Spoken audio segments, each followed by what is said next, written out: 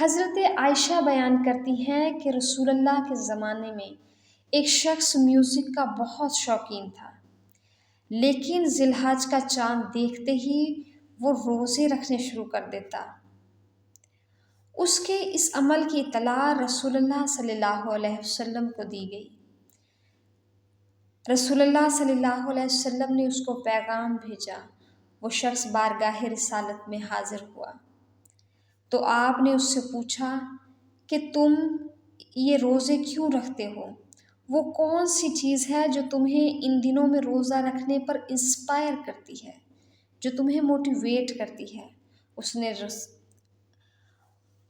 نے عرض کی، اے اللہ کے رسول، یہ دن حج کے ہیں، یہ دن عبادت کے ہیں، اور میری خواہش ہے کہ اللہ ان کی دعا میں، ان کی عبادت میں مجھے شامل کر لے۔ آپ نے ارشاد فرمایا، آپ نے اس کو خوشخبری سنائی کہ تم جو روزے رکھتے ہو۔